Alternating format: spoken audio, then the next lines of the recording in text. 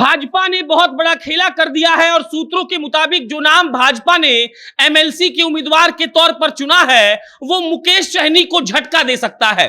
अनिल शर्मा और हरी सहनी, अनिल शर्मा को भाजपा एमएलसी बनाएगी और हरी सहनी को भी एमएलसी बना सकती है। हरी सहनी पर हम चर्चा करेंगे क्योंकि मुकेश सहनी कल पत्र लिखकर अमित शाह से ये मांग कर रहे थे कि आप हमको हमारा बकाया दीजिए, जो उधार आपके पास बचा है उसको चुकता कीजिए। और हरी सहनी के तौर पर अब भाजपा ने मुकेश सहनी को झटका दे दिया है। कहा जा रहा है कि मुकेश सहनी की स्वीकार्यता बढ़ रही थी, सहनी समाज के लोग मुकेश सहनी की तरफ धीरे धीरे ही सही लेकिन शिफ्ट हो रहे थे और इसी के लिए एक बड़ा चाल चलते हुए भाजपा ने अनिल शर्मा और हरी सहनी के नाम पर मुहर लगा दी है और कुछ देर में इसका ऐलान भी हो जाएगा।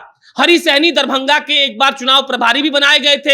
हरी सहनी वो है जिनके पास 2 करोड़ की संपत्ति है। हरी सहनी दरभंगा के एक विधानसभा सीट से चुनाव भी लड़ चुके हैं और आपको हम ये सब इसीलिए बता रहे हैं ताकि आपको इस बात का अंदाजा लग जाए कि सहनी समाज के किसी आदमी को भेजकर भाजपा ने अपना पल्ला छुड़ा लिया है इस बात से कि अगर मुकेश सहनी बाद में ये आरोप लगाते हैं कि आपने सहनी समाज को महत्ता क्यों नहीं दी।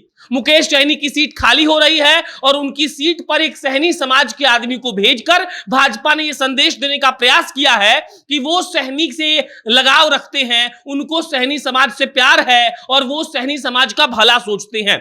मुकेश सहनी की पार्टी वीआईपी और मुकेश सहनी खुद लगातार इस बात का आरोप लगा रहे थे कि भाजपा वाले सहनी समाज का सिर्फ वोट लेते हैं बल्कि उनके लिए कुछ करते नहीं है।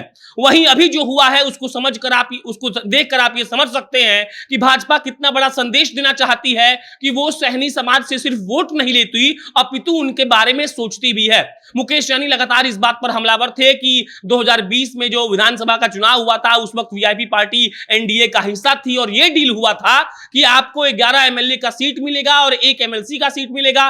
कल ही मुकेश सहनी ने अमित शाह को, केंद्रीय गृह मंत्री को यह पत्र लिखा और कहा कि आप अपना वादा पूरा करिए, अगर हमसे आपका मनमुटाव हो गया है तो उससे कोई मतलब नहीं, कम से कम आप हमको एक सीट दीजिए ताकि हमने जो अपने समाज से वादा किया है कि हम नोनिया समाज के एक आदमी को एमएलसी बनाएंगे वो वादा हम पूरा करना चाहते हैं। और उसके बाद अभी बड़ी खबर आई है सूत्रों के हवाले से कि अनिल शर्मा को और हरी सहनी को भाजपा टिकट दे सकती है एमएलसी का।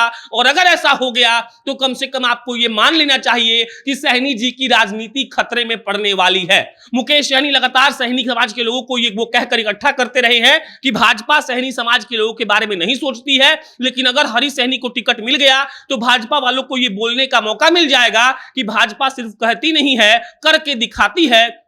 और जिस तरीके से सहनी समाज के मुकेश सहनी को भाजपा ने एमएलसी बनाया था तो अगर उनका सीट खाली हुआ है तो एक सहनी समाज को आदमी को ही वो एमएलसी बनाकर भेज रही है और इससे ये सीधा सीधा मैसेज चला जाएगा कि भाजपा सहनी समाज की हितैषी है। और मुकेश सहनी जो लगातार इस बात पर आरोप लगा रहे हैं कि भाजपा सहनी समाज के बारे में नहीं सोचती है उस पर भी पूर्ण विराम लग सकता है। अब जैसे ही इस बात की घोषणा होगी हम आपको बताएंगे।